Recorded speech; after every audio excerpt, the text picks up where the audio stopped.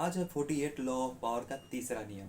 तीसरा नियम है अपने इरादे छिपा कर रखें। उसके विचार आप किस उद्देश्य से काम कर रहे हैं ये जाहिर ना होने दें।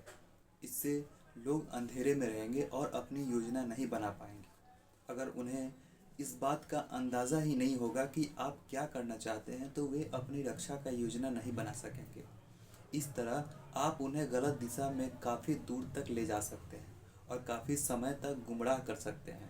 जब तक उन्हें आपके इरादे का एहसास होगा तब तक बहुत देर हो चुकी होगी। यह विचार अब है कि शक्ति के कुंज। ज़्यादातर लोग खुली किताब की तरह होते हैं।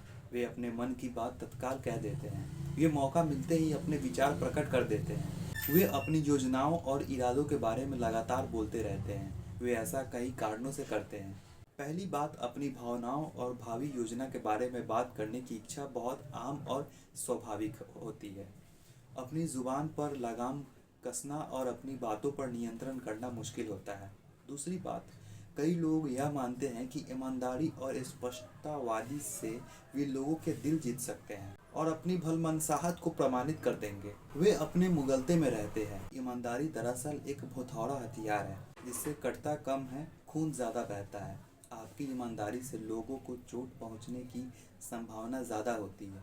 इसलिए समझदारी इसी में है कि शब्दों को नाप तौल कर बोले। बुद्धिमानी इसमें है कि लोगों से वही कहें जो लोग सुनना चाहते हैं।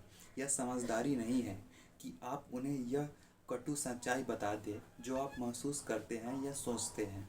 इसमें भी महत्वपूर्ण बात यह है कि जब आप अपने इरादे और भावी योजनाओं के बारे में खुलकर बता देते हैं तो आपके बारे में कुछ भी छिपा नहीं रहता। ऐसी स्थिति में लोग ना तो आपका सम्मान करेंगे ना ही आपसे डरेंगे। ध्यान देने वाली बात यह है कि जिसका लोग सम्मान नहीं करते या जिसे लोग डरते नहीं हैं उस व्यक्ति के पास शक्ति कभी भी नहीं आती। अगर आप शक्ति चाहते हैं तो ईमानदारी की एक तरफ रख दें और अपने इरादे को छिपाने की कला सीखें। अगर आप इस कला में पारंगत हो जाएंगे तो आप हमेशा फायदे में रहेंगे। इरादों को छिपाने की योग्यता के पीछे मानवीय स्वभाव की यह साधारण सी सच्चाई है। प्रायः हम दिखने वाली चीज़ों पर भरोसा करते हैं। हम जो देखते हैं और सुनते हैं उसकी सच्चाई पर हमें संदेह नहीं करते।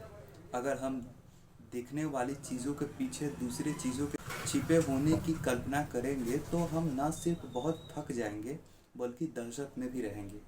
इस कारण इरादों को छिपाना तुलनात्मक रूप से ज़्यादा आसान हो जाता है। ऐसा लक्ष्य या उद्देश्य बताएं जिससे लोग प्रभावित हो जाएं। ज़रूरी नहीं कि आपका असली लक्ष्य वही हो। जब आप उस लक्ष्य को लोगों की आंखों के सामने बार बार रखते हैं तो वे उसे ही अपनी असली लक्ष्य मान लेंगे। इरादों को छिपाने का एक तरीका यह है कि आप अपनी इच्छाओं और लक्ष्यों के बारे में लगातार बात करें, लेकिन वे आपकी असली इच्छाएं और लक्ष्य नहीं होनी चाहिए। इस तरह आप एक पत्थर से 3 शिकार करेंगे। आप दोस्ताना, निष्कपट और विश्वसनीय नजर आएंगे।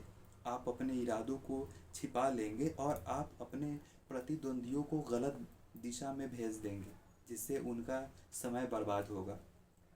अगला पैराग्राफ, लोगों को गुमराह करने का एक और सशक्त हथियार है झूठी निष्कपटता। लोग गलती से निष्कपटता को ईमानदारी मान लेते हैं।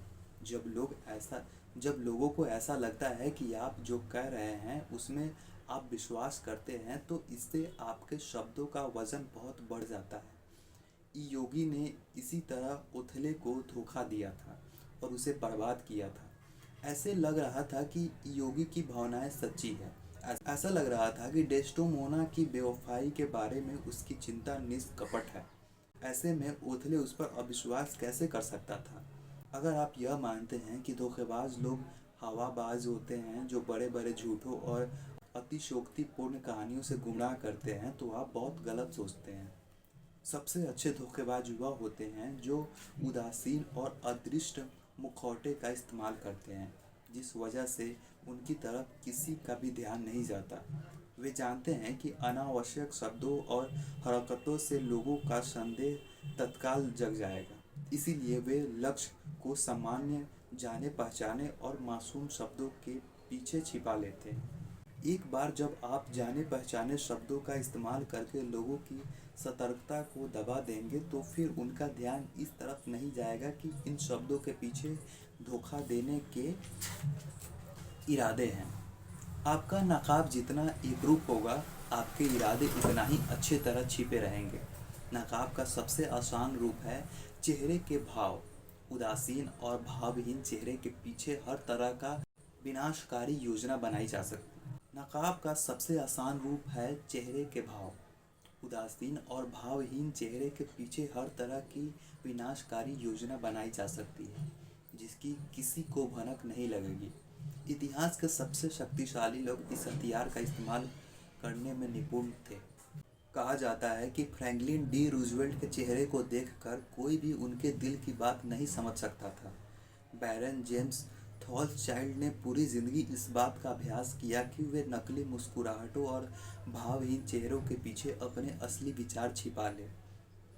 याद रखें, अपनी प्रभावशाली वाक्पटुता को छिपाने और भावहीनता का नकाब पहनने में धैर्य और विनम्रता की ज़रूरत होती है। इस तरह के नीरस नकाब को लगाकर निराश न हो। अक्सर भावहीनता से लोग अपनी तरफ आकर्षित होते हैं और आप शक्तिशाली नज़र आने लगते हैं। तस्वीर: भेड़ की खाल। भेड़ कभी अचानक हमला नहीं करती है। भेड़ कभी धोखा नहीं देती है। भेड़ बहुत ही सीधी और आज्ञाकारी होती है। भेड़ की खाल पहनकर लोमड़ी बड़े आराम से मुर्गियों के दबड़े में घुस जाती है।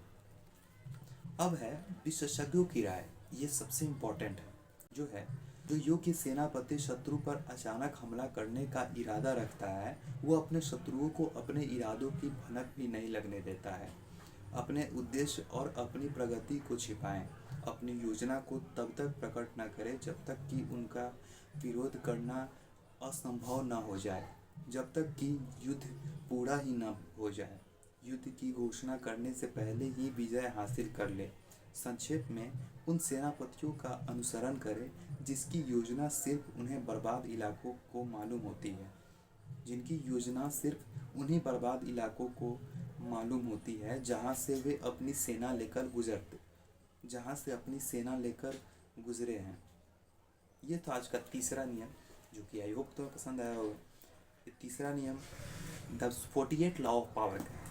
चौथा नियम पर जल्द ही कल आएगा। यही था तीसरा नियम। आई होप कि तुम अपनी ज़िंदगी में इस्तेमाल करोगे। मिलते हैं किसी नेक्स्ट वीडियो में। तब तक के लिए